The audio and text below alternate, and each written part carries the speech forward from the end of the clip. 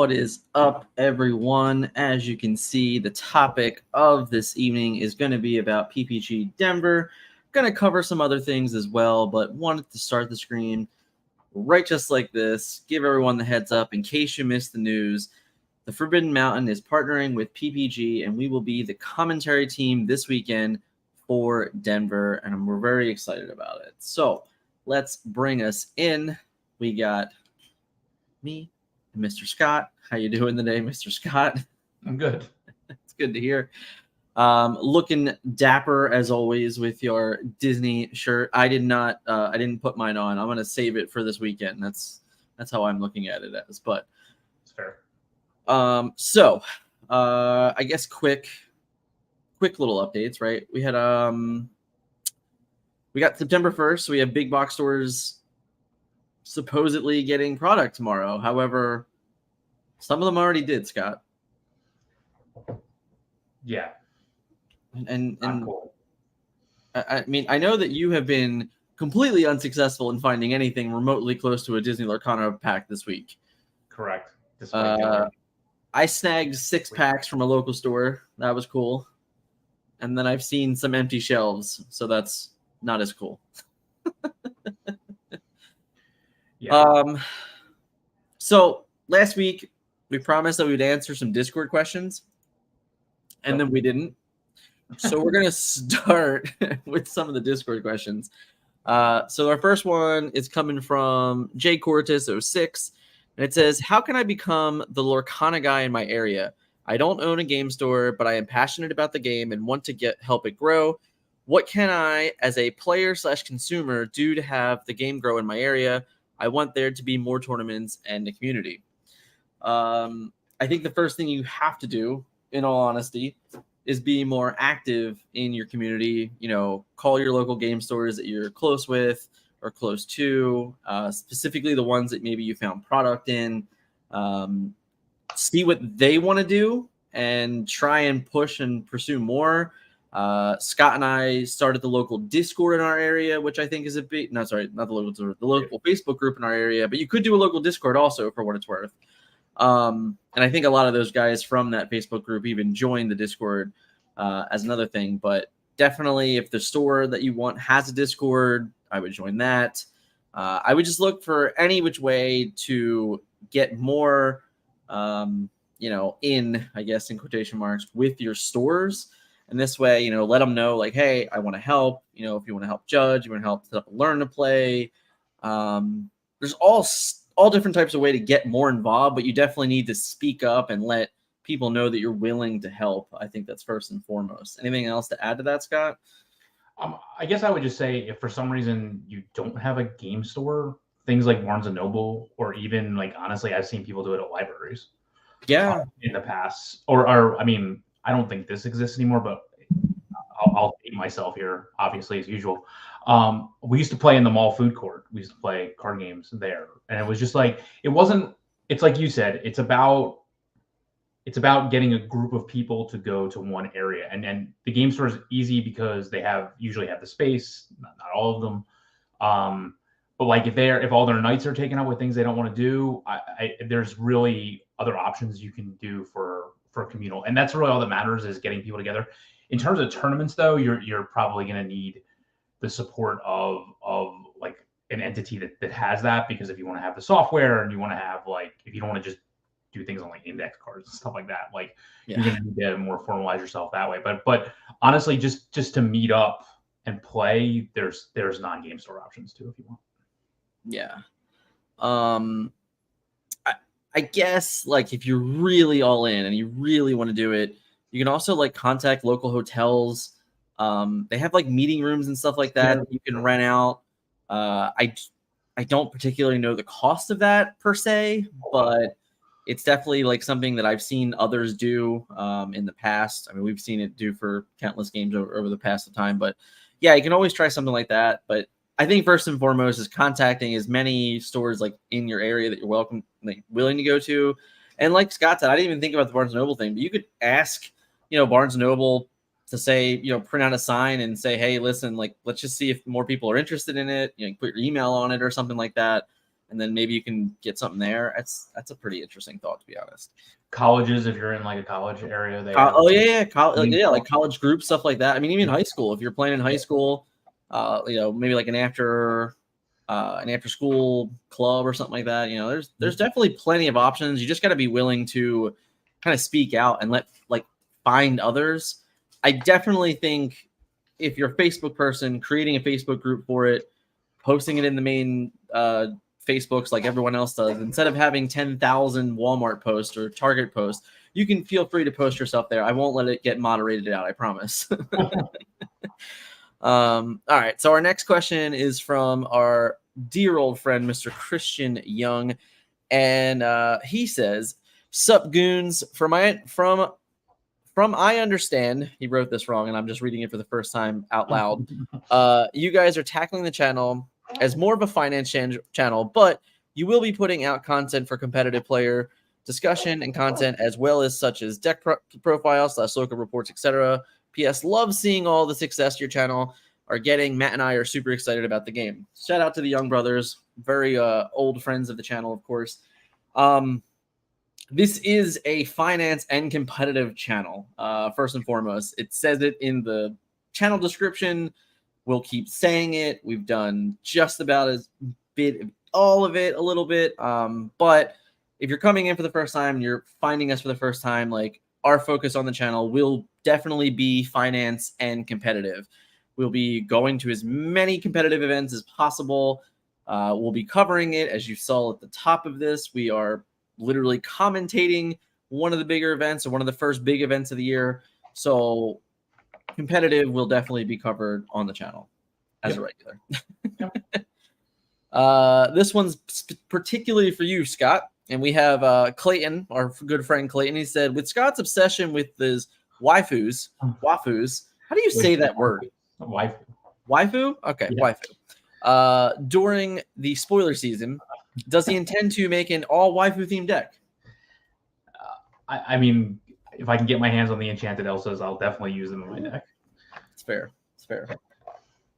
I don't see Rapunzel seeing any play anytime soon, unfortunately. No, probably not. That Rapunzel, anyway. Yeah, that's fair. I'm just making sure that so Jay Cortis again, will I be able to make an Alan Tudyk deck? I can't say that guy's last name. Do you know how do you say that last name? Mm-hmm. All right, cool. Being the voice of my beloved Disney characters like Hey and Duke of Wesselton, he wrote that twice. Why did he write that twice? King Candy, King Tuk Tuk, and many other assorted Disney characters. I mean, I assume that over the course of the game, this will be very possible. Right now, it seems like not a good idea. I mean, you could sub some things in. Yeah, why not? Yeah, that's AJ has thoughts on different play types with constructed, sealed, draft, maybe some explanation on them for newer players, and what you prefer and look for in tournaments. So, I mean, I used to be a huge proponent of more limited play, but honestly, as I've matured and gotten older, I think I just like constructed play more. So I just like the 60 card play. I just feel like, I don't know, I just prefer it nowadays. But I do enjoy draft as well. I just feel the thing I like about draft and not so much sealed in this, but what I do like about draft in this is that the decks are never the same, so it's something new each time, hopefully. But I will say that as the way the draft rules are right now, it just doesn't appeal to me very much, where it's just take the best card every single time, and then it doesn't really, like, all that really matters is your kind of like your uninkable count versus your inkable count. Like your ink colors don't matter as much. So to me, it's just not as interesting. I guess if eventually somebody decides to push it as a competitive format, I'll have no choice but to go more in than I already do. But in my opinion, like, I just, in a lot of the like IP based games, I just enjoy constructed more. I just think there's more ways to express yourself and express as a player through constructed personally. Yeah. So with the limited access to cards right now, and seemingly seeing a bunch of local stores kind of either A, try to overcharge for product, or B, hold it and just limit to league nights. Sure. I am absolutely tired of playing with starter decks. Oh, same. So I could go literally forever without playing with another starter deck. So with that, I would absolutely be a fan of draft nights. I would absolutely be a fan of sealed nights. I would be way more likely to show up to a league night that was doing one of these things just to get my hands A, on more product, and B, just to play a different format. And I think that is just a better way for, honestly, for the stores to promote their sealed product, because again, I don't ever want to play another starter deck game, literally ever. So I would be really happy with that. In the end, constructed will always be king, in my opinion. I do love, and we can't do this right now, but later, somewhere far off in the yander of time, restricting constructed even further down to like block formats or specific rulings and things like that. I think it's a lot of fun to do those things and give deck builders a creative access to think about formats differently and construct it differently. But we are very, very far away from that, so none of those things are going to matter for at least a year or two, probably. Yeah. But all in all, if preferred choice, definitely construct it. But if you're a league store and you're looking to do stuff, most people probably have the same feeling. We don't want to play with starter decks anymore. Just do a draft night, do a sealed, like just do a 2-pack. I don't even care. Like just something else. Please, sure. Please. Let's get a little high. What's up, Heath? How you doing? We have GF White here. All warmer and seeing me. White, clean the boosters, found a few starters and bought them and have some stuff to play. Double legendary is 2 boosters. So good to hear. People are finding stuff more than me, more than Scott has. That's for sure. More than the zero. Definitely more than Scott has. Yeah. I wish I could say if I never went to a Walmart again, it'd be great. But I'm absolutely prepared to never have to walk into Walmart again, knowing tomorrow morning I'll be walking to a Walmart. So there we go. We got Clayton again here. Any cards that your opinions have changed with the full release of the set and some time to evaluate with all the cards in mind? Hey, Scott, how about you? Yeah, any cards that you've changed an opinion on? I know I have one at least. Change my opinion on? I don't know. I guess Cusco's better than I gave it. God damn it! Stole my answer. I guess given the meta implications, I guess you just need that character with a ward that gets you a lot of lore. Yeah. I still think, and obviously, I mean, it's more of he's a very good question. And there's a lot of decks that just aren't set up to have enough answers for him. So I feel like if you don't build your deck with him in mind, then he can really burn you.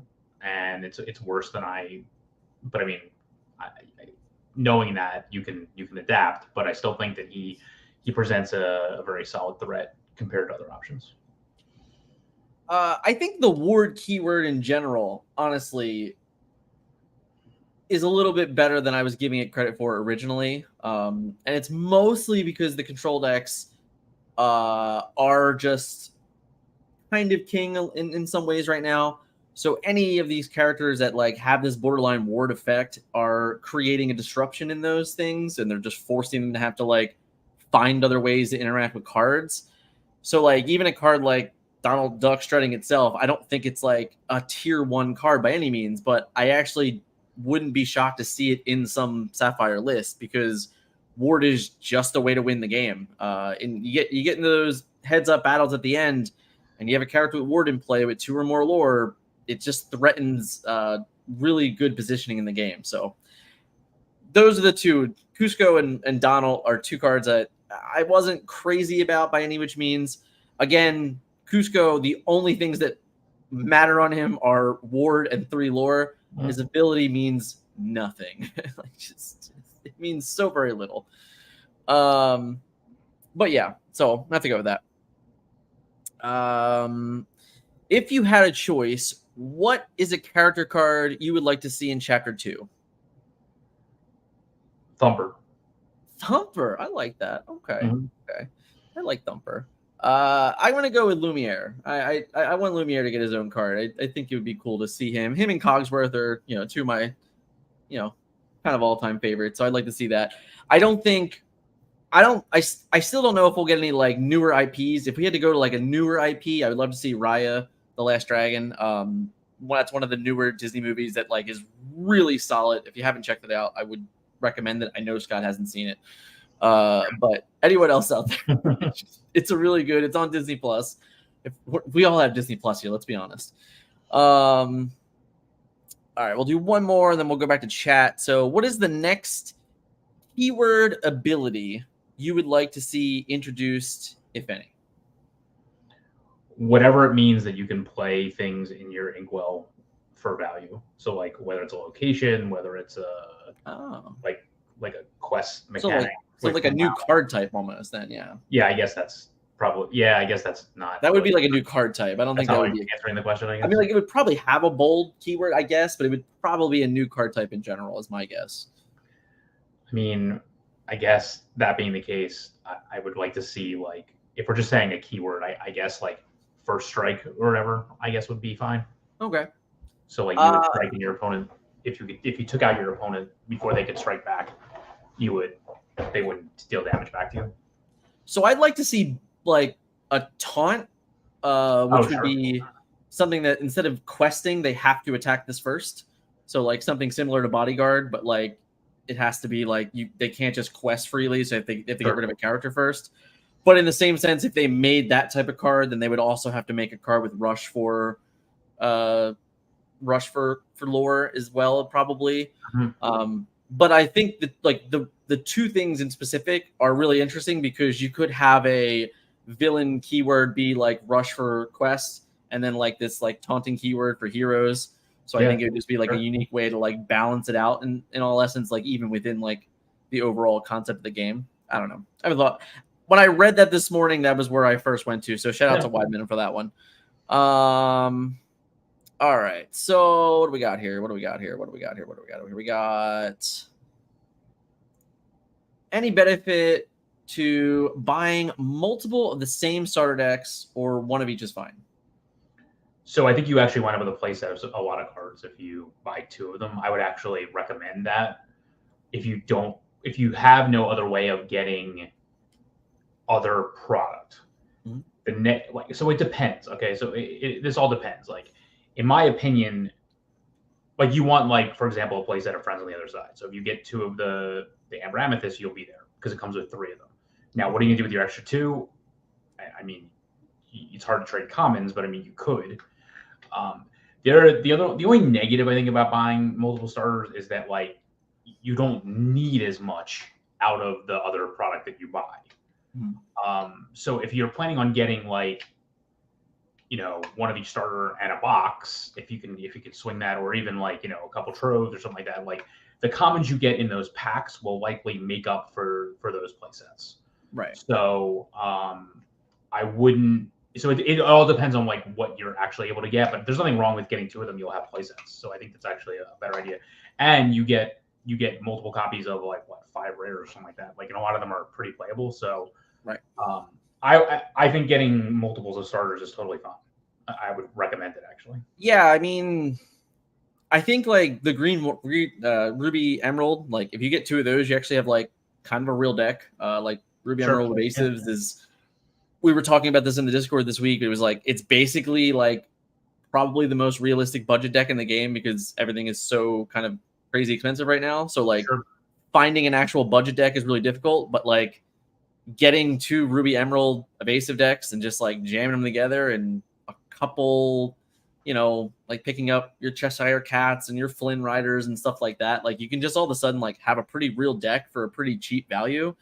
So there's that.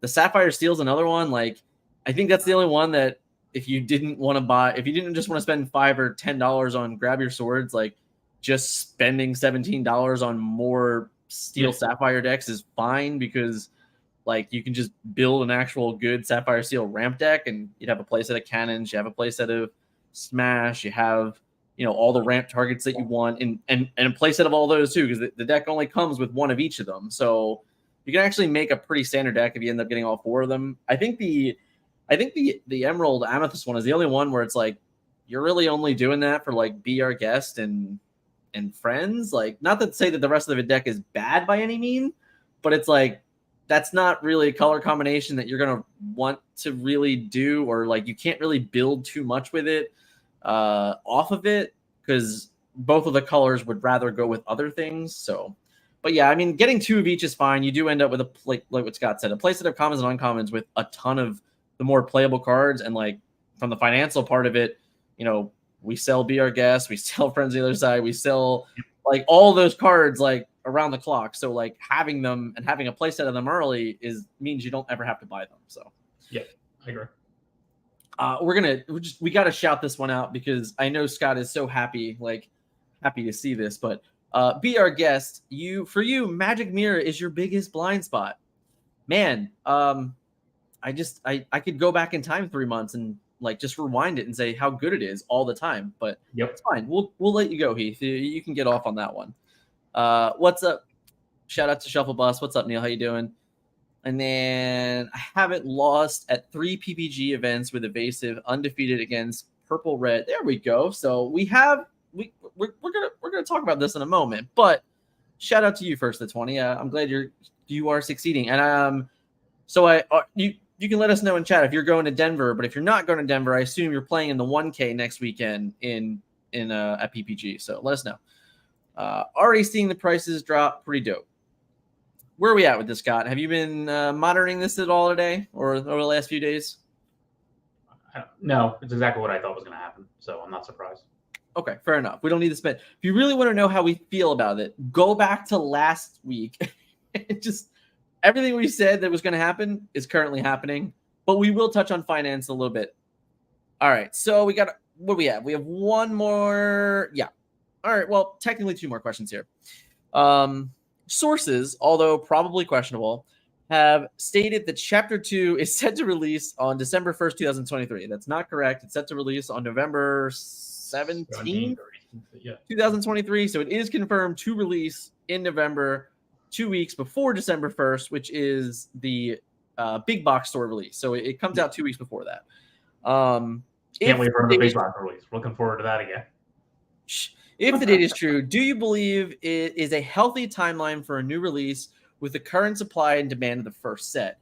So let's answer the first part here. Let's not talk about supply and demand. Do you think a 3-month rotation for new sets is healthy? Yeah, definitely.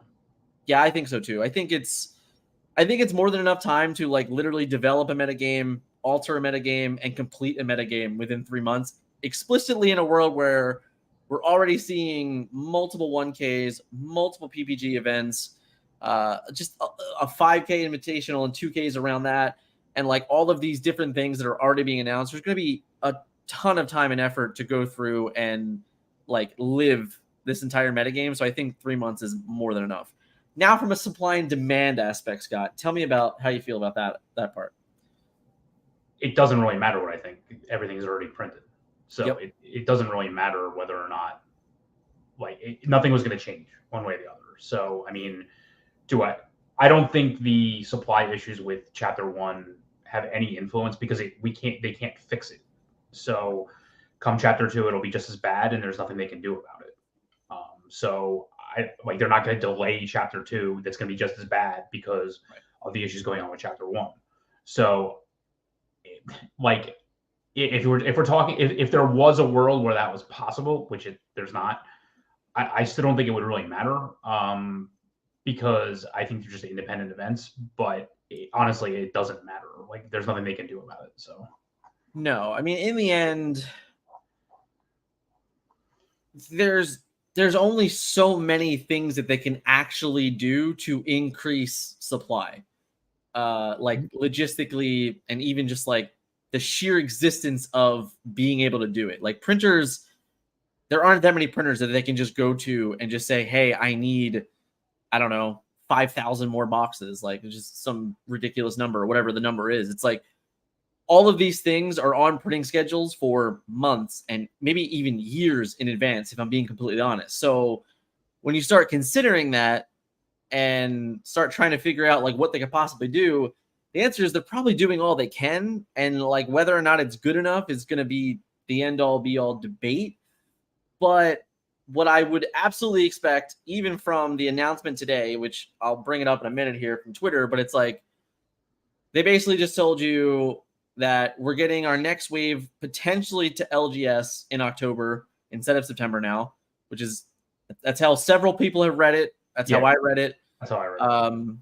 Whether or not it's confirmed, debatable because we didn't get a full answer to it, whatever. But then after that, they're saying we're not going to get another printing of Chapter 1 until Q1 of 2024. And that's just because, like, in November, you're going to get a wave of Chapter 2. In December, you're going to get a wave of Chapter 2. And then if we're lucky, the next thing, I guess, will be Chapter 1. But what it's already telling me is that Chapter 2 is already being set to look just like Chapter 1. So, like, if you're frustrated right now, you may as well just get used to it because that's just where we're going to be right now.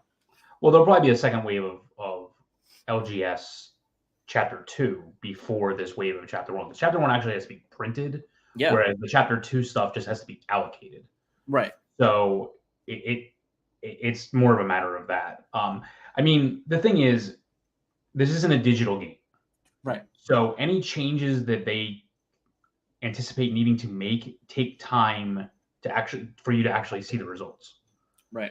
So I'm not saying it will take a year. I think the next indicator for me, honestly, that things are being done in a positive direction, I don't really know how to even check this, would be if you honestly see jobs open at Ravensburger that they're hiring more people. And they wouldn't say like Lorcana if they said they were hiring certain types of positions out there, and I don't know even if they would be posted publicly. I mean, like if you see posted they would public probably positions, be posted publicly. Yeah, if you see posted public positions, like that means things are going well. It means company growth, right? Yeah, and it means that they're adapting. I mean, this is what I've seen this in digital games right away, which means we've seen it a bunch. Yeah, like Marvel Snap, as recently as Marvel Snap, where we saw like within a month or 6 weeks, they were like, nope, we need more members of the team. Right. So I would say for a physical game, if you see it over the next couple of months, it's a not that there's any reason not to have positive signs, but I would say that's an extremely positive sign if you see more jobs opening up. Yeah, that's fair. I don't even feel the need to bring up the tweet. If you guys didn't see it, I will share it, I guess. We'll put it in the chat for you. But is there anything else to take away from this line of tweets, Scott? I mean, how honest do you want me to be? No, I want you to be as honest as possible. I mean, we're here. Listen, again, I prefaced this a few weeks ago when we had a conversation. Like, we're here to give you our honest opinion and truth because that's just there's no reason to lie or even like skirt around it. Like the facts are the facts, and sometimes you got to use logic. So, what do you really think this tweet does today? Do you want to bring it up or? I just sent it out, but I will bring it up. I'll add it to the screen. Go ahead. You can start talking though. It's cool. To me, it's just complete corporate speak that means nothing. Yeah. So there's no specifics given whatsoever. Okay. So first of all, they started and say like we've made, we're doing something. Right. How it starts. Okay. Which they don't need to say that. Like unless they feel that there's a misstep, there's no need for them to say that. So. Right. So I guess that's somewhat of an admission of mistake, but not really. So when they're saying like we haven't been able to purchase at MSRP, they have no control over the secondary market. So that's like just basically dissing on people that are selling above retail and that whole situation that's going on. But that's what's responsible for it. So then you have the main meat of it, which is first of all we're going to get it out to LGS in October, like you already mentioned. I don't know if this replaces the supposed September re-release or if this is in addition to it. If it's in addition to it, then that's positive. If it's instead of it, that's not good because that's later than we expected. And then to say you're reprinting the first chapter after the second chapter is already out and being played with, that doesn't make any sense. Like, why would you like they don't need to say that. Like, we know there's there's an option to do this. The fact that they even need to say we are dropping this again, like the fact that they have to make like an event out of all this already tells you that they don't have the ability to just like reprint and some more will show up and reprint and some more will show up. Like they have to do it in these giant blocks. Yeah. And the time frame that they're doing this is a joke. Yeah. I mean, quarter one literally we could be in set 3 by the time a restock of weight. Right. That's the realistic problem, right? Is that it says quarter one. It doesn't even say January. Right. Totally. Like it doesn't say January, doesn't say February. It could just be March. Right. So like that means with the potential right now of the way they just announced this is like, hey, you're going to get one more restock in October and then 5 months might go by. Yeah. And people are like, prices are going to get better. What planet are you on? Yeah, no, no. So to me, it's alarming because in all honesty, I would rather have them not said anything today because at least you can just leave it up to mystery. Now you just told all of us that like, we might not get like after in what it's not even, first of all, it's not even September yet. Right. So we're still in August and they're like, the next thing for LGS is in October. Sweet. So that's 4 months, which means now we're just relying on hitting the lottery of getting lucky of walking in a Target or Walmart and just like finding the sock guy that day and be like, hey, what's your phone number? So you can text me when you're going to be at the store so I can come in and get product. It's just, I don't know. I don't think it's very good. I think it's alarming that they're doing it. And I understand that like, maybe they're trying to save face and they're just like, hey, we don't want it to be, we don't want this MSRP thing to be going on forever. But it's like, there's no control over it. In all honesty, like even in a world where they increase production, no one's going to say that they're going to reduce costs at local game stores. Agreed. Like if local game stores showed up with, I don't know, 50 more boxes tomorrow, why would they sell for any less? If people are already buying at $10 a pack, $12 a pack, why would they go less? Yeah, I agree. I'm just saying, guys. I don't know. Don't think it matters. That's me personally. Was there anything else additional in here? Nothing. There was nothing really else, in all honesty. It was a very short little tweet. There's a lot of overreaction to it that I literally can't fathom. Yeah, I can't fathom how people think this is an appropriate response to people posting pictures on Facebook of buying 15 troves and 75 blister packs in my cart. How is this the company's response? I don't even know. I'm gonna break the bubble real quick, right? You sent me this picture. I don't even know where this is from. I assume it was from a Facebook group. Yeah. I'm gonna save this image real quick. I'm gonna bring this up and we can talk about what this guy found at a Walmart because I think it's insanity or whatever, wherever it was. I don't even know where it's from. Where's it from? I think it was a Target. A Target? Sure. Where can I open this? I think I can. All right, I have to stop this. I have to stop that. And I have to present it somewhere else. Hold, please. We're doing this on the fly, guys. You can tell that it just because I can't even believe that this is like real. And I did the math real quick. And just so we understand, before we go, this is an impressive amount of product to find for a single individual. Like I was legitimately jealous that he was able to find this much product. All right, so here we go. Present, share screen. No, it won't let me pick that. Let me see, window. Oh, hold please. There it is. So we're opening up my Photoshop. All right, so you guys can see my Photoshop now. You can see all the fun stuff here that I'm working on. So this is one guy's purchase. I ran the math. This is like $1,100 worth of steel product. And like what, 4 Pokemon packs or something. I don't know how much the Pokemon stuff is. I have no idea. But just the Lorcana stuff is like $1,100 in troves and gift shops, and there's like a box worth of blister packs there, and then the 3 starter decks. That's an impressive amount of stuff to find in a single day. I mean, It's just like, Yeah. kudos to this guy. I'm jealous as hell, but like, it's $800 in troves. yeah, 120 in gift packs, dude, and it's $6 times each blister pack. So yeah, it's pretty insane. And so in response to that, they released a tweet that says, "Don't worry, there's more product coming in the first quarter of 2024. Right, Don't worry about it. No problem." Because this situation isn't just going to occur again. Because, I mean, how's this going to help demand?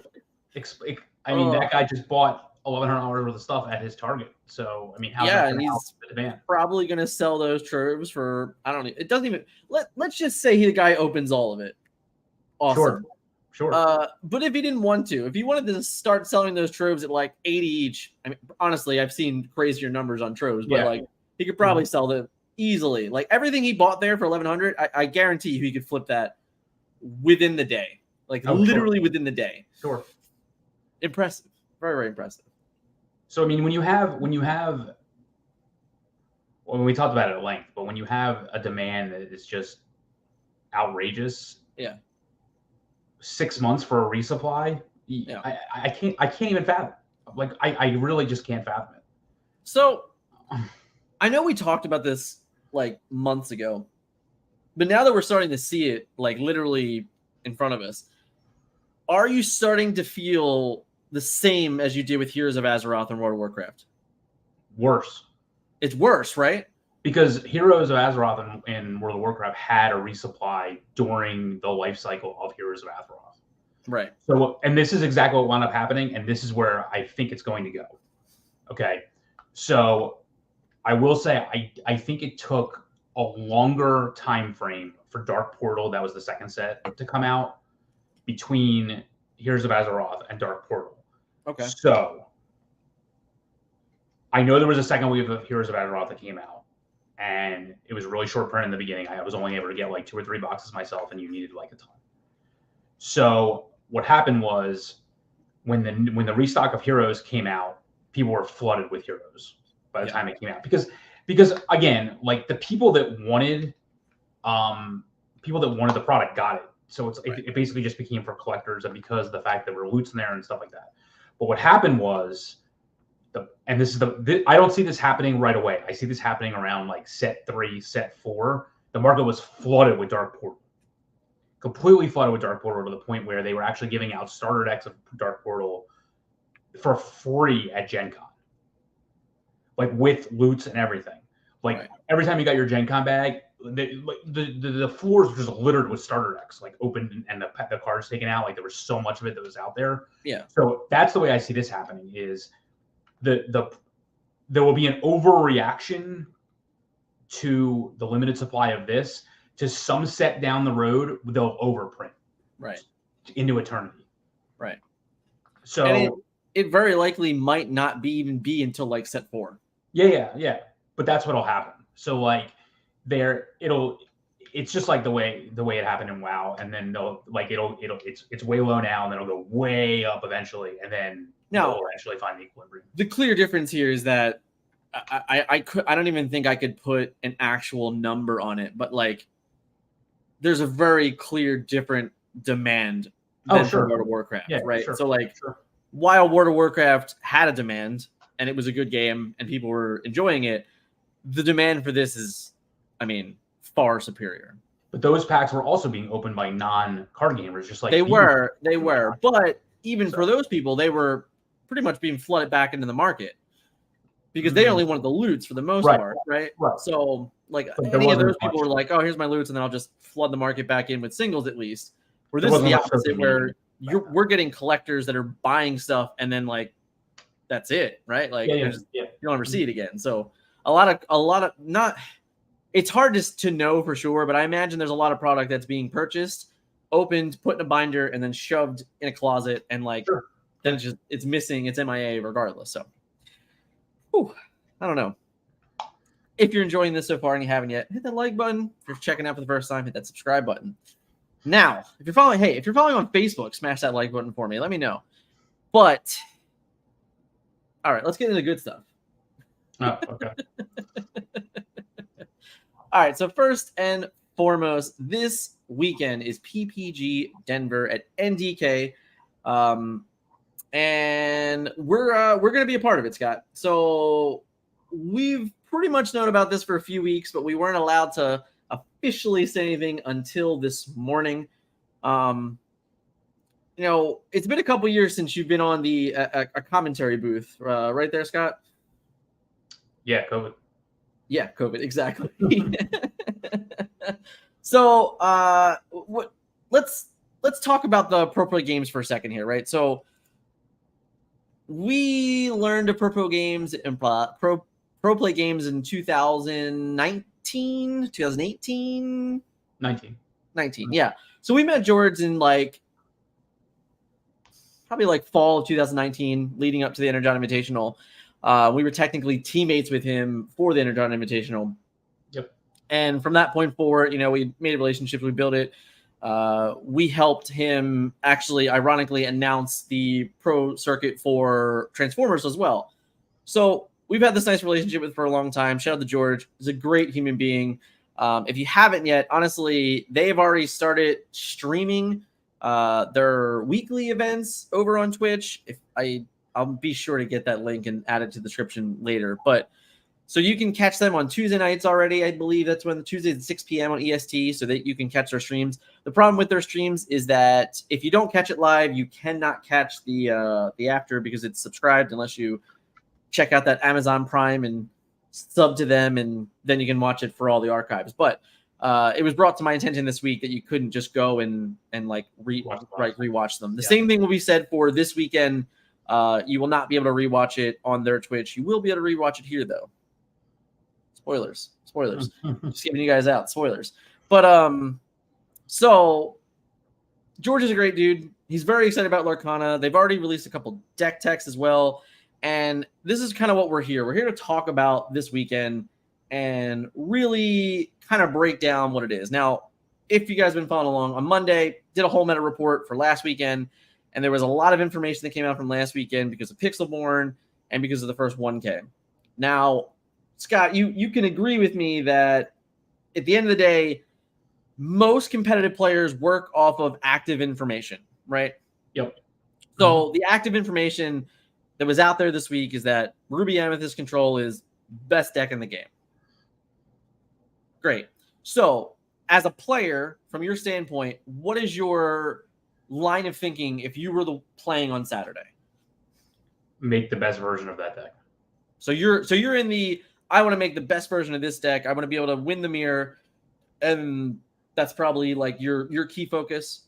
That's what I would be doing, right? Because I like that style of deck, but I understand that there's also the flip side as well. Right. So the flip side is obviously find the scissor to your paper, or rock, or paper to your rock, whichever in the format here.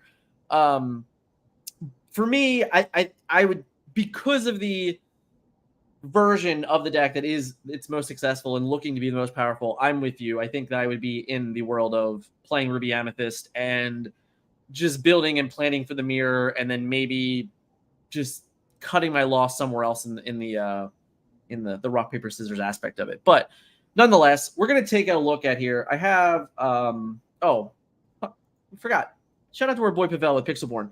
So this was the other big thing, right? The other big thing was the Pixelborn stats came out, which was basically just replicating a little bit more of the dominance and the sheer, amount of games that people are even playing with Ruby Amethyst online, in synchronization with the first 1K. So is there anything on this list in particular, Scott, that does actually catch you off guard?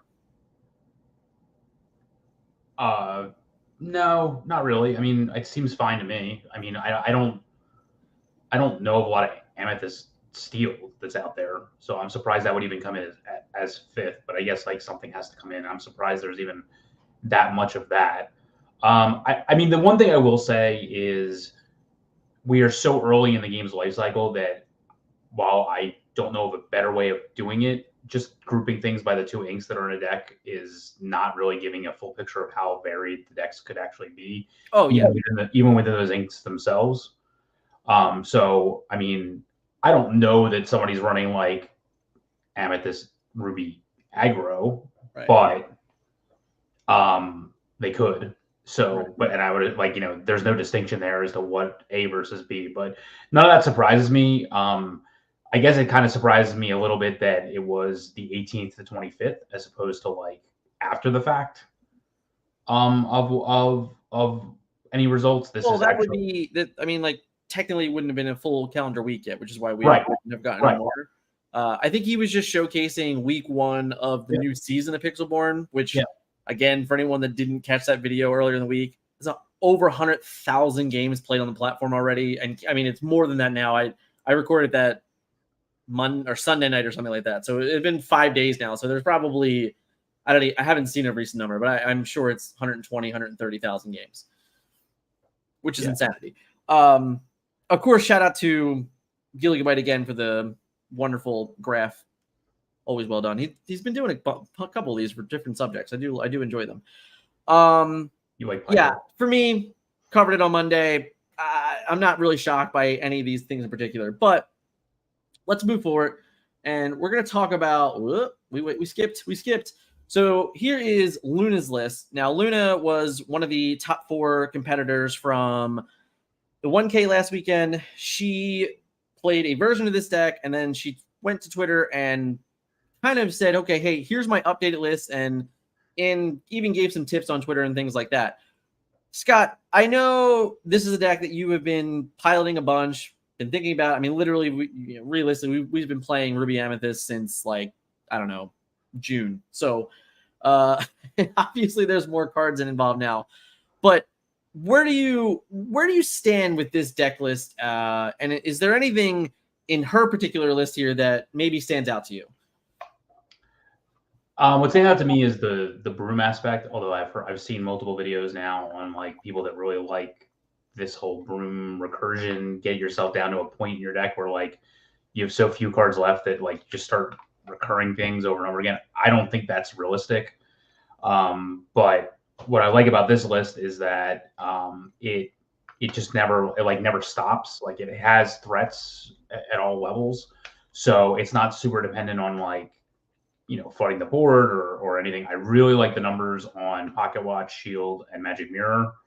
I think in my list I have just one more Pocket Watch because I felt like it was that valuable. Is that good? Yeah.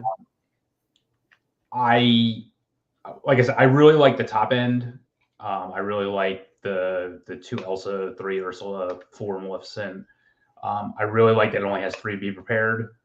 I will say that's exploitable a little bit with the Cusco and things like that, but I do like that it's like that. I would probably switch the Be Prepared and the Dragonfires. But I do like that. I understand why she played Jetsam. I read the whole description of it, so I understand where that's coming from. I really like the list. I am not a huge fan of the broom package, but I understand why people like it. So other than that, like I think it's very solid to where it's at right now. So because we talked this at nauseum, honestly, but the 1-drops in the deck, so the Archimedes, do you feel that it is necessary to play the Archimedes? No. Okay, fair enough. I just wanted to spitball that question. I'm just curious, just so everyone understands that, like, everyone that's making these decks, right, and everyone that's presenting these decks, and this is the beauty of deck building, is that a simple question of do you need Archimedes is probably going to come across so many different ways that it's like insanity. Whereas Scott is like, nope, I don't need it. I'm honestly the same way. I played a lot of games with this deck. I don't think you need it either, but I understand the mindset of why players do think they need it. So definitely respect to the decision and the understanding, but at the same time, I'm comfortable with not having that card also. Now, what I will ask you, Scott, is this is a question that is always going to come up all the time. In your opening 7, what are you looking for? Friends. That's it, right? Like, I mean, there's other things that we want, but we need a friend on the other side. If you know what your opponent is playing, the decision changes tremendously. Sure. But like, I'm used to playing like on Pixelborn where I don't know what my opponent's playing. So usually like I would keep like a friend. If I don't have a friend, I'm mulliganing all 7 cards. But assuming I have a friends, I'm like, okay, do I have a Gaston? Do I have a Maleficent? Do I have Rafiki? So that way, if my opponent is playing aggro, I have answers. And that was I absolutely hate losing to aggro in any game. So like that was always important for me. So that's where I'm usually at. Like, do I have drops? Do I have ink, etc.? But like, it's first of all, it's friends, because friends get you out of any situation that you're in. And then it just becomes, do I have answers to the low curve? And again, if you knew what your opponent was playing, these decisions would obviously change, especially like in a 3-game environment. That's why I prefer best of 3s. But assuming you don't know what your opponent's playing, that's usually where I was going with things. Fair. All right, so let's talk about a deck that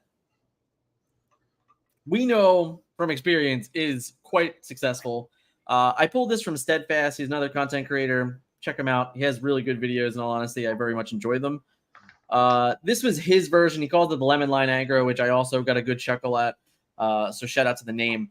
But this is like pretty standard Emerald Amber aggro, right? Like I don't think there's anything in particular here that's like stand out to me, except for maybe the Genie on the Job is the one card that I don't think is super hyper common in most of these lists. But aside from that, it's a pretty run-of-the-mill deck, right? There's no Just-in-Times. There's only 2 Stitch Rockstars. Oh, there's no Just-in-Times in this. You're right. Touche. And so what's weird to me is that there's no Just-in-Times, but there's still a ton of 5-drops. Right. So you're going to run into a situation where you don't have enough ink, or you're going to be inking a lot of these cards if you actually want to. Like at that point, I mean, obviously it's more curve based. Like I get that, but like now, if you're not playing just in time, like there's the chance that like you have to ink too many like popular, powerful cards. Right. Don't get me wrong. Like it has very powerful drops all the way up till in this deck 6. Yeah. But like I don't know that you're just gonna have. I just don't know that you're just gonna have enough ink because like unless your Rapunzel like draws you 2 cards, it's gonna be tough. Yeah, so I actually watched a fair amount of games this week, more than I would usually watch on average, I'd say.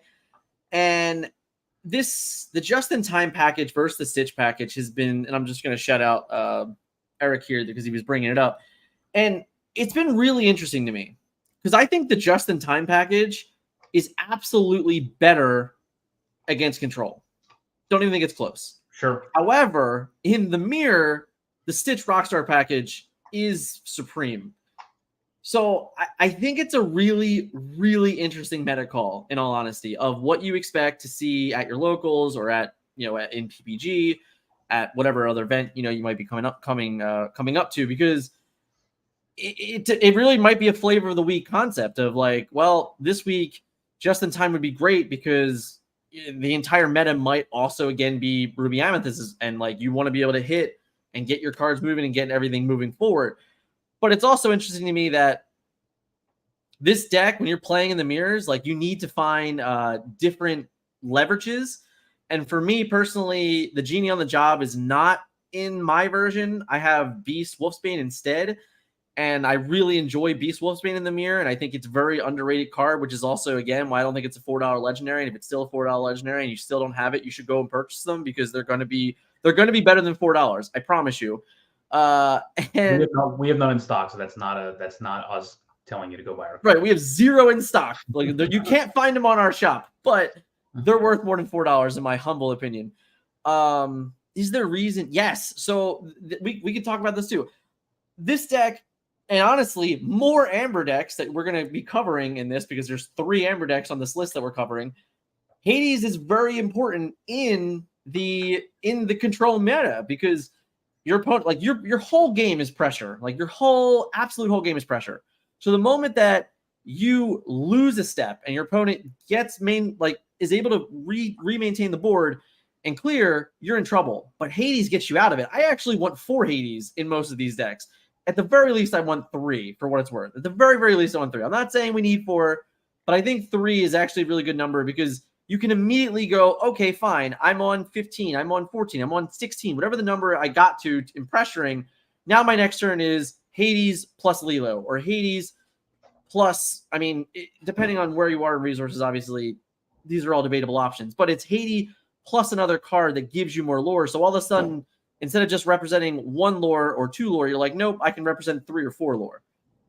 That's why I really like Hades in this deck. Honestly, my least favorite card in these decks has been that Tinkerbell. Really? I don't know. Maybe it's just because I feel so necessary to, like, she's easily the most inkable card because all of my 5-drops are always so much better than her. And like, that just, to me, she's like the one, like, always the one that I end up inking for whatever reason. I don't know. Maybe it's just me. But nonetheless, this deck presses really, really well. Really, really well. The recovery with the Rapunzel is phenomenal. You have so many cards that pressure the game. Mad Hatter, Hans, Cusco, the ability to have Mother's Knows Best and things like that. And even in this, like in this version, it has Stitch Rockster as well. So there's so many like 3 lore dudes that it's like unbelievable in the end game. So this deck can very, very much pressure you to get you to a certain point, and then after you're at that certain point, your opponent's like, "What do I do? Like, how do I get back in the game?" And you're like, "All right, you can do whatever you want to get back in the game." But for me, every single time, I'm just going to play a 2 lore character, or I'm going to play a 3 lore character, and then like the Ruby Amethyst deck just has to have every answer under the sun to keep up with you. So yeah, that's fair. But yeah, let's get to the next one. So this is a shout out to a guy in the Discord, or girl, not sure actually. But Lido, we were talking about budget decks, and this is what we were coming up with earlier. And Lido was nice enough to share this this deck. This is definitely a closer to a budget version of this deck, I would say. You can obviously put a little bit more money into it and make it a little bit better. But this is also that whole full circle conversation of, if I could buy 2 red-green starter decks, you could almost build this entire deck. Like, you would literally, you'd have to buy like the Cuscos, the Cheshire Cats, and the Flynns. And I think you just have, and then you have to like pick up a Goofy. I think he's the one that's not in the deck. He's on the deck, and you have to get 2 Lofus. But yeah, so Tigger is in the deck, but Goofy isn't. Gaston's not. Well, he's sorry. He's like a quarter. So regardless, this is absolutely, I think, the closest to a real true budget that is a successful deck in the game. And it pressures honestly, it pressures just about every deck because of the amount of bases that it has. And then the cards that don't have evasive just have like 2 lore plus on them. So, I just think, you know, when we're trying to position ourselves in a meta game and you're trying to be like the difference maker or just like the standout, this is like one of those decks that I think will give like frustration to players, right? Yeah, sure. Is there anything in particular that you think this deck does well, aside from just like being evasive, than like other options? I mean, that's the main part. I mean, like, you basically shut off all your opponent's rush characters. So Maui doesn't really hurt this deck, which is exactly where you want to be. So you force them to have all the removal instead of and make Maui kind of worthless. And if they don't understand what you're playing, like, so if I was playing this deck and I had the option, I would be inking a lot of the Emerald cards and not revealing like my strategy until it was too late. So if that was the case and your opponent's like holding Maui and inking more like just better cards, right? You just might leave them with an unplayable in their hand until it's too late. Yeah, I just think this deck is a really interesting. I mean, it's obviously, it just reminds me of like old school white blue flyers or something like that from Magic the Gathering, where you're just like, I'm just gonna do my thing. I'm gonna pressure the game on each and every turn. I have the occasional interaction with Dragon's Fire. I do like that this particular version is willing to go all the way to Aladdin as well. So it does like threaten some alternate lore gains, like in the quote like aggressive mirrors, even though this is probably closer to like a mid-rangey type deck, but like a card like Aladdin definitely can cause issues in those like number races.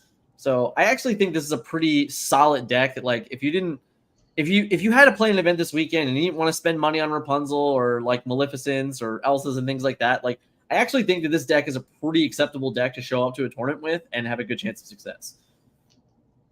Yeah. All right, so now we have Amber Steel mid-range. After about honestly, like the last week of playing this, like in my free time, this deck is one of the most fun decks I've had to play. A couple months ago, we highlighted like an Ursula's Necklace deck and basically took out the necklace, took out the songs that like, or like the extra activities of things and just like build a better deck. Kind of back to that whole synergy versus power aspect. This deck's been a lot of fun. I know you haven't had a chance to play this deck in particular, Scott, but have you seen any content covering this deck at all? Not Amber Steel. Well, some, I guess. Yeah, I've seen the song package a little bit, so not this version with like Captain Hook or yeah, basically, and not like the big Maximus. That's interesting if he works out. So yeah, so the one thing that like this deck I could see doing this, or this is another like whole argument of Rockstar versus Just in Time. Sure. Because I think this deck in particular, as opposed to where the Emerald, in Emerald, I love Just in Time because your 5-drops are just all insane. Agreed. And you're just like, you should just almost always be doing it. This is the opposite, where you actually like get better in the game through other means and through other success. So I don't mind the Rockstar package at all.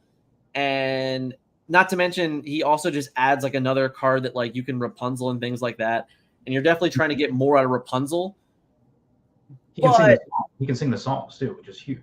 Right. Lantern is basically trying to act as like a mini Just in Time because it's just helping you get out. Like if you can turn 3 Rockstar Stitch with this deck is almost unbeatable. I mean, it's insane how good it is. So, but this is one of those decks that like I personally have not seen a lot of content around. This is a deck that I think I built this like last Thursday. I sent it to one of our teammates on Friday. He tried it on Saturday. He had just the same results as I did. This is one of those decks that like I don't think anyone's really talking about. I think there's a high potential ceiling for this deck because it's very good in the aggro mirrors, and it actually has a really good potential to threaten against the control decks as well. Explicitly in these hands where you can kind of like hit the lottery and play Rockstar on turn 3. Like anytime you get that, like this deck just high rolls unbelievably. So definitely a type of deck that I would be looking into. Where's Genie is super cheap, just considering Cusco and money. Sure. So yeah, I think there's another one that I would not be shocked if this weekend at PPG that there was a breakout version of Amber Steel. This just happens to be like what I've been playing recently. So the last one we're going to cover is a deck that this came up in the Pixelborn data. Now, granted, we have no idea what that Pixelborn data actually was, but it was a deck that Scott and I have been talking about for a few weeks of like how we would build the combination and like particularly like what Amber represents in the game and how close it is into Amethyst. So again, if we go back to the video this week for the meta report, like talking about how Amber and Amethyst are very close to like a 1A, 1B type concept. So Scott, walk me through this this concept here that we have. So this is the version I put together. This is like an aerial song. It's more aggro control than I would call it pure control. It's basically trying to substitute like you said, it's basically like the other side of the coin of Ruby Amethyst, just using completely different colors, but a lot of the same concepts. So like Ariel is like your Maleficent, Hades gives you some recursion, Rapunzel gives you more draw, and then you have like the top end removal packages in Let It Go is essentially your Dragonfire, but it's also a song, and it's also inkable. Maleficent is a huge body with 3 lore. Stitch Rockstar gives you additional card draw. Robin Hood allows you to deal with elusives. Hades is essentially the same thing as Maleficent. And then I just have a ton of one-ofs that basically you can get with Be Our Guest, get back with Hades, etc. So you keep getting them over and over again. So it acts like there's more than one of them in the deck.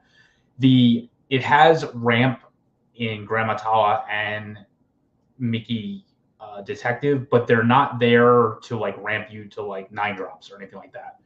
If they're there to essentially, like I look at ramp in this deck as essentially card draw.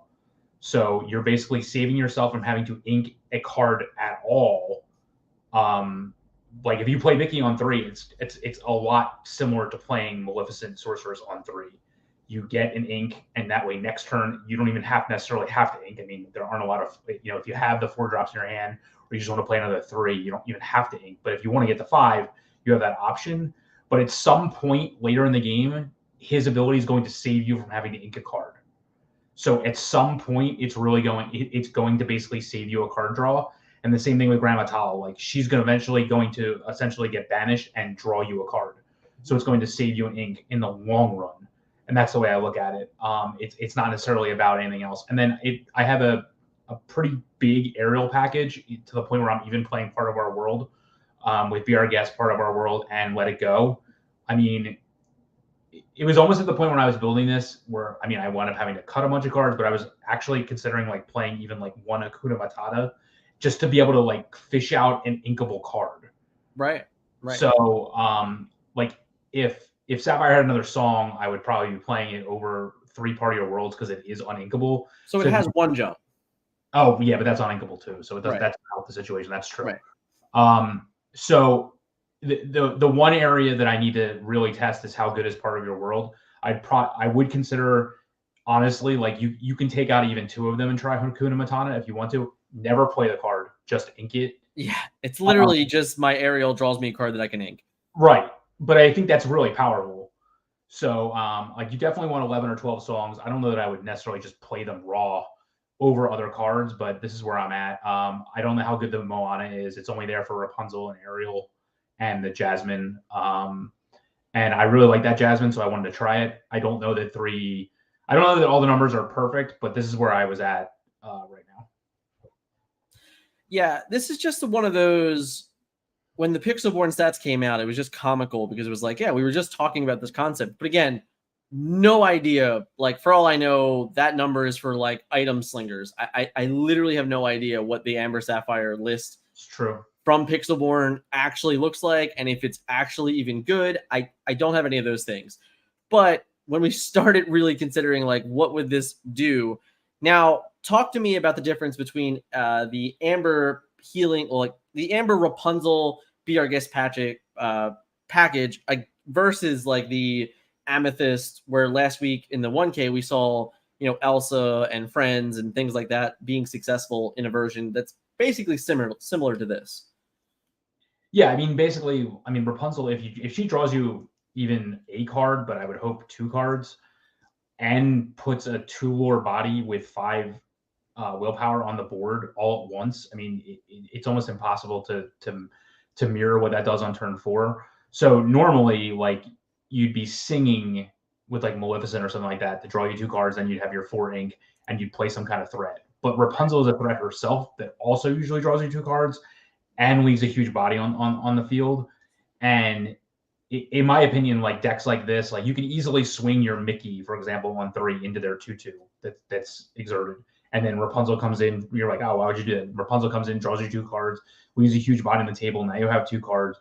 You're probably going to get into removal. Like the Mickey already put an extra ink in your inkwell. Like you just start to chain like really powerful things that you with what you can do here. The one negative about this compared to that deck is obviously you just don't have as much. You don't have any board wipes because Be Prepared is pretty much the only one, and if you're not playing Grab Your Sword or anything like that. So your pinpoint removal is very powerful, but your board wipe like is not as good. So you basically need to maintain you're in more of a race with some of the aggro decks than you are like just flat stopping them from doing what they're doing. Fair. If you enjoyed that little segment there, please hit that like button for me. If you haven't yet, hit that subscribe button. So Scott, last weekend and through it all, we've seen the dominance of Ruby Amethyst. In your honest perspective, do you think that the aggro decks have a legitimate chance against Ruby Amethyst?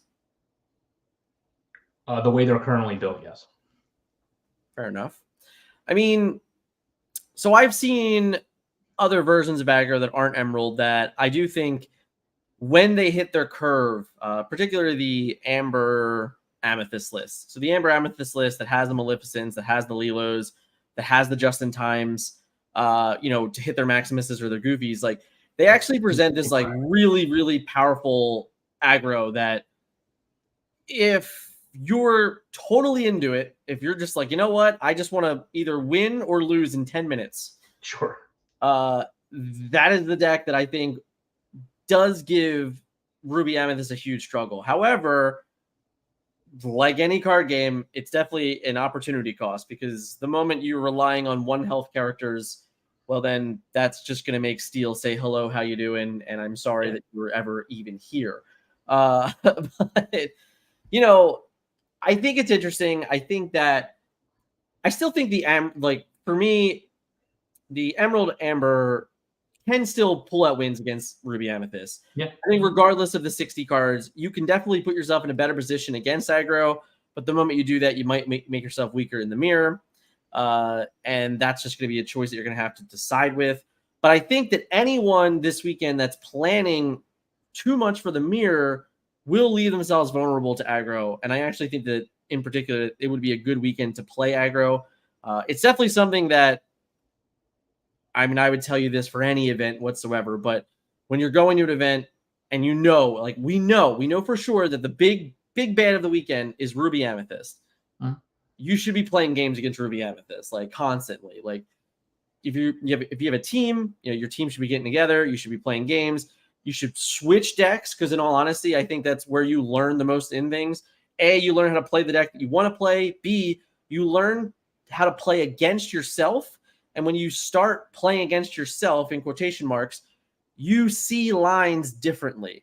And it actually helps you make decision points in games that could be critical. I think that's something that Scott and I have done over the years very, very well, where we've always continuously flip-flopped, play 5 games one deck, play 5 games with another deck, and just be able to like truly have a conversation of where do I need to be at X point in this game? Because in all honesty, the aggro decks, you might not even want to waste your time. There might be points in games where, like, if the game, you only have 50 minutes in a round, right? So 50 minutes in a round, and Ruby Amethyst doesn't win quickly per se. I would say the average Ruby Amethyst game is probably like 18 minutes. That would be somewhere in that area. Sure. So, like, if you're about winning early and you fall behind early, you don't want to just give your opponent 10 minutes of clock. Like, just get out of the game. Like, get out of the game, come back, and start going into, just getting a different mindset. Even the dice roll could play a huge dividends.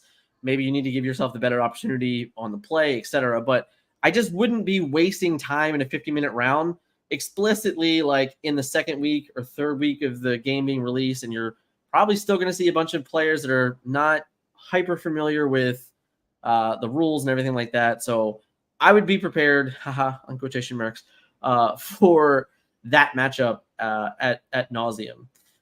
Is there anything else that you would, truly consider planning for this weekend? I think that the event's still just going to be dominated by people that don't own cards. So I would just be aware that you have to be buried, basically. So is that a good or a bad thing? Let's start with that. I mean, it's not a great thing. Okay, fair. It's not good in my opinion. I mean, you should never this isn't a gotcha game. Like right. I shouldn't just be better than you because I have better units type situation. Fair. Scott's played a lot of gotcha in his life, guys, I promise. Yes. So now there will be singles dealers on hand. I'm sure PPG is very much stocked. I know they put their buy list out like a week ago, so I'm sure they're doing their very best to be as prepared as possible. But yeah, I have to agree. It does feel that if it is difficult, if it is over the normal on budget, all of those things are a bit worrisome, in particular about the current metagame. But like,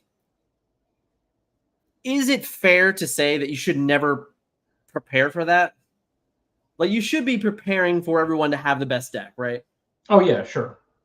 So while it's possible that your opponent you're playing against doesn't have 4 Maleficents or doesn't have 4 prepared, or whatever the obligatory thing is like, you should always prepare for the worst, sure, and plan for your opponents to just have the best cards. Sure.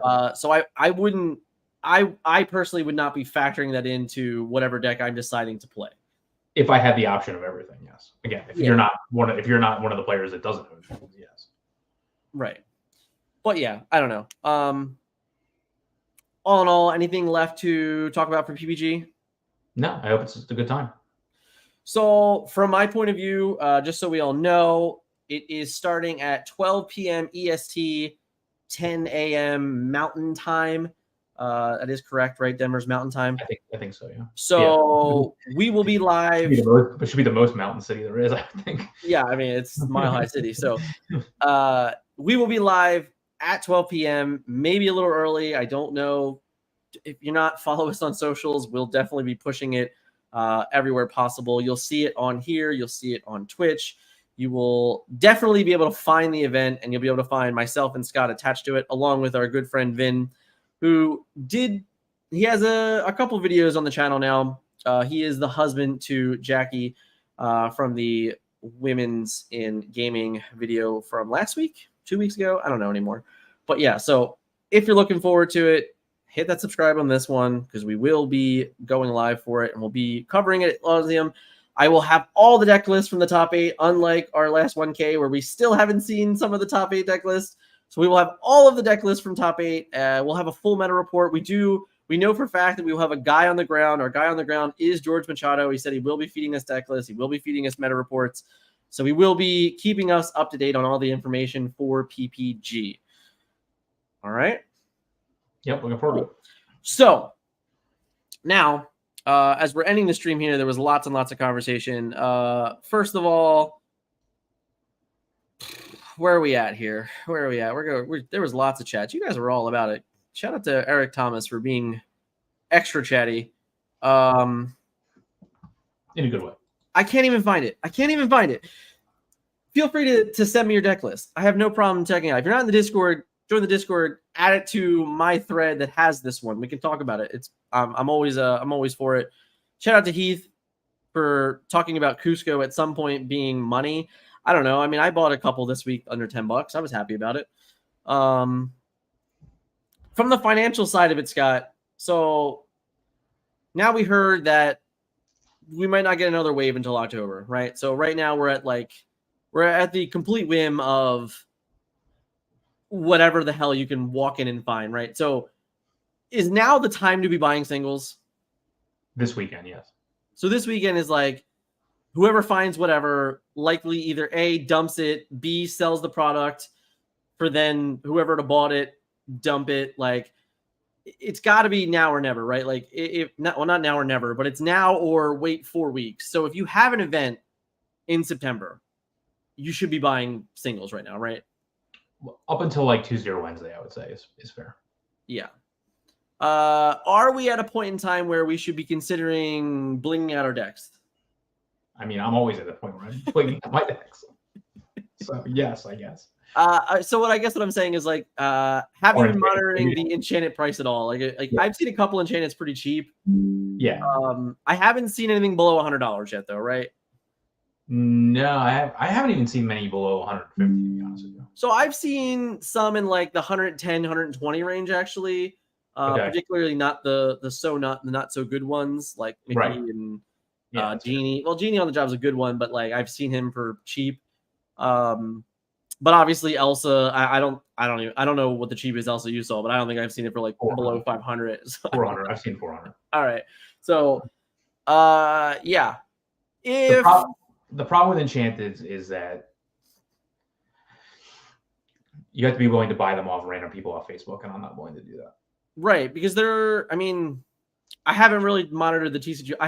I've monitored many things on TCG Player this week, but enchanted's not one of them because I'm not in the market of buying enchanteds. I'm in the market of buying specific cards that are not enchanted right now. But yeah, I don't know. Like I guess there's just, even from our point of view, right? Like we have, I think 2 enchanteds left. We don't have them in stock, right? We have in stock. They're over there. I haven't put them on. Oh, they are on the store? No, they're not. No, they're not on the store. No, right. So they're not like, so we didn't even stock our own enchanteds. And like, that's just because the prices that we've seen on them are probably just like low, like in a way. I just haven't decided what we should be doing with them yet. That's fair. That's a very fair statement. All right, so I am random casual consumer player. I walk into Walmart and they have, let's just say they have what we've heard Walmarts have: two gift boxes, two booster boxes, and 12 starter decks. What should I buy? All of it. Like I don't know that there's another answer. Like No, I know. That's what I'm saying. So, and here's the real fact, the guys, is like, we don't know when you're going to be able to get product again. So even if you look at a starter deck as a $17 pack, which, don't get me wrong, is outrageous to consider, if you really weigh the pros and cons of going, oh well, I'm just going to get like another playset of, or like half of a playset of uncommons that are good, another good rare or two, and then I get that booster pack. So like if you're just looking at it as like a premium booster pack, spending $20 on it isn't the end of the world. It isn't, because you just don't know when we're going to get product again. So from like us to you should probably just buy the product you see, like, in all honesty. Yeah, all the gift sets and troves and stuff is not that much over buying packs. So like I would definitely just buy those also. Like, yeah, don't feel like you're getting ripped off on buying those. The troves are like literally $2 quote over MSRP of just 8 packs. I do think the gift sets are a little worse. I think they're $35 and it's 4 packs, so that's like $10 over or something like that. Because hold on, you want to see these awful things you get with them? Oh yeah, I did give them to you. Yeah, like the Transformers characters that I can't play in any which way or fashion. These awesome, huge versions of cards you can. Yeah, it's as big as your face. I'm super happy that it was attached to those gift shops. I don't get it. I don't even really understand the purpose of it. They're not. They could have made better cards. I guess that would have been nice, but I don't know. They're not playable cards, which is they're not playable cards. Yeah, you look like I know. It's really upsetting because like you're paying an extra $10 for 2 cards that you literally can't use. So that doesn't feel very good. And I got them at an LGS, by the way. The gift shop. Not yeah. Where was that from? In Westchester. Oh yeah, in Westchester. Shout out to Westchester. Shout out to Redcap's Corner. I was able to get 6 packs the other day. That was cool. I got a foil Ursula. Apparently she's up to like $40 now. Sweet. Ooh. But yeah, so exciting weekend. Keep an eye out on the channel for any more updates that we have for PPG. You'll find it here. I've been saying this over and over again, but PPG Miami is going to be a destination event. It will be fun. It will be exciting, and it will be worth your travel. I promise you. As soon as those information is made public or we're allowed to tell you it, I will. But I am very excited to be in Miami for sure, because it's going to be a fun time. Yep. Any more additions tonight, Scott? If you're in the U.S., enjoy your long weekend. Yeah. Happy Labor Day, everybody. It is for me, it's the last weekend with kids. They go back to school on Tuesday. I don't know what I'm going to do with all my free time during the week again. I meant to say this. I think I'm going to be doing a couple morning streams when I'm off from work. So I haven't decided exactly what we're going to do with them yet, but like I was doing in like May and June before they, stopped ending school, I'll probably end up doing some morning streams again, and we'll figure out what we do with them. But all in all, if you hung out with us all night and you haven't yet, smash the like button. If you haven't, hit the subscribe button, and we will we'll catch you guys on Saturday live from PPG. See ya.